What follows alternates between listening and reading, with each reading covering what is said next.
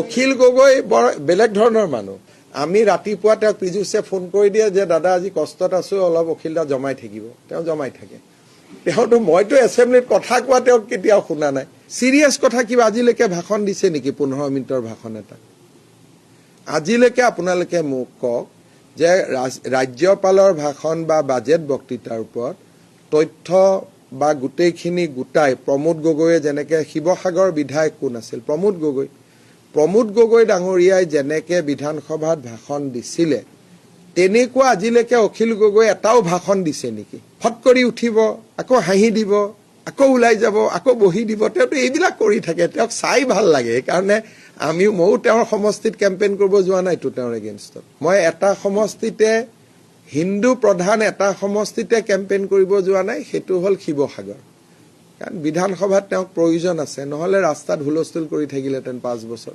সৰু ল'ৰাৰ দৰে কিবা এটা কুটকুটাই থাকে। আৰু যেতিয়া একো কাম নাথাকে তেতিয়া তেওঁৰ একদম সন্মানীয়া বৃদ্ধা মাতৃগৰাকীক কষ্ট দিয়া আৰম্ভ কৰে। যেতিয়া বেলেগ একো নাথাকে তেতিয়া আমাৰো একে বয়সৰ মা আছে, ইয়াত লৈ আহিব, তাত লৈ আহিব, কষ্ট দি থাকে। মোৰ দেখিলে বেয়া লাগে। লাষ্টত যেতিয়া কেইদিনমান একো কাম নাথাকে তেতিয়া সেইটো কামত লাগি যায়। তাৰ পাছত হিমন্ত বিশ্ব শৰ্মাই ক'লে বোলে নহয়, বোলে অখিল গগৈ সদায় আমাৰ পীযুষৰ লগত মেনেজ হৈ থাকে। সদায় বিধানসভাৰ সময়ত মানে মোক বহুৱা সজাব খুজিছে তেওঁ। তাৰমানে মই কি কৰোঁ, আপোনাৰ এণ্টাৰটেইনমেণ্ট দিওঁ বোলে বিধানসভাত।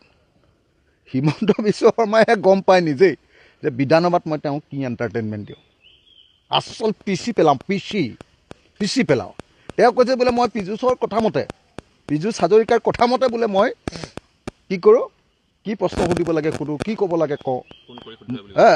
মই বোলে নহয়, পীযুষ হাজৰিকাই ফোন কৰি বোলে কৈ দিয়ে মোক, আৰু সেইমতে মই বোলে কৰোঁ।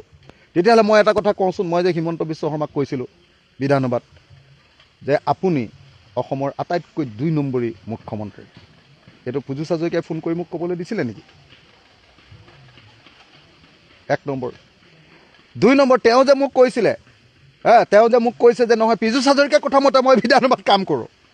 তেতিয়াহ'লে পীযুষ হাজৰিকাই মোক কৈছিলে নেকি যে হিমন্ত বিশ্ব শৰ্মাক যে মই কৈছিলোঁ যে আপুনি আমাৰ ঘৰৰ ওচৰৰ চান্দমাৰীত নিজৰা পাৰৰ ইঞ্জিনিয়াৰ দাসৰ ঘৰত ভুৱা আলফা হৈ পইচা তুলিবলৈ গৈ এক্সটৰ্চন কৰিছিলে, পইচা তুলিছিলে, পুলিচে আপোনাক ধৰিছিলে চিভিল ড্ৰেছ পিন্ধি, চান্দমাৰী থানালৈ লৈ আহিছিলে, তাৰপিছত কাপোৰ কানি খুলি দিছিলে, আনকি জাঙিয়াটোও খুলি দিছিলে, খুলি ৰাম পিটন যে আপোনাক দিছিলে। আপোনাৰ মনত আছে নে নাই বুলি যে মই বিধানসভাত কৈছিলোঁ, এইটো কি পীযুষে মোক ক'বলৈ দিছিলে নেকি? পীযুষে মোক ক'বলৈ দিছিলে নেকি? কওক আপোনালোকে। তেতিয়াহ'লে হিমন্ত বিশ্ব শৰ্মাই এইটো ক'ব লাগে যে পীযুষে মোক এইটো ক'বলৈ দিছিলে নেকি? মই যে হিমন্ত বিশ্ব শৰ্মাক কৈছিলোঁ যে আপুনি অসমৰ মানৱেন্দ্ৰ শৰ্মা কংগ্ৰেছৰ ভাইচ প্ৰেছিডেণ্ট, তেওঁক যে গুলীয়াই হত্যা কৰাৰ দুখত যে আপুনি 3 মাহ জেল খাটিছিলে হত্যাকাৰী বুলি, এইটো কি মোক পীযুষে ক'বলৈ দিছিলে? অসম বিধানসভাত যোৱা 5 বছৰৰ ভিতৰত আটাইতকৈ সততাৰে, আটাইতকৈ সৎ সাহসেৰে, আটাইতকৈ অসমৰ মানুহৰ প্ৰতি দায়বদ্ধ হৈ অসমৰ প্ৰতিজন মানুহৰ প্ৰশ্ন উত্থাপন কৰা মানুহজন অখিল গগৈ। হিমন্ত বিশ্ব শৰ্মাক মই আকৌ এবাৰ মনত পেলাই দিওঁ যে অসম উন্নতি কৰিবলৈ অসমৰ প্ৰত্যেকডৰা পথাৰত পানী যোগান দিবই লাগিব। 100% জলসিঞ্চনেহে অসমীয়া জাতিৰ ভৱিষ্যত বদলি কৰিব পাৰিব, অসমৰ খেতিয়কৰ ভৱিষ্যত বদলি কৰিব পাৰিব লাগিব। এই বক্তৃতাটো যে মই দিয়াই নহয়, এই বক্তৃতাটো দিয়াৰ পাছত ৰিজলিউশ্যন শিতানত এই বক্তৃতাটো দিয়াৰ পাছত যে ভোট লৈছিলোঁ, আৰু মাত্ৰ যে 9টা ভোটত নে 6টা ভোটত যে হিমন্ত বিশ্ব চৰকাৰখন গিৰি নগ'ল সেইদিনা, সেইটো মই ভাল বক্তৃতা দিছিলোঁ নে বেয়া বক্তৃতা দিছিলোঁ, এবাৰ হিমন্ত বিশ্ব শৰ্মাক মনত পেলাই দিছোঁ মই।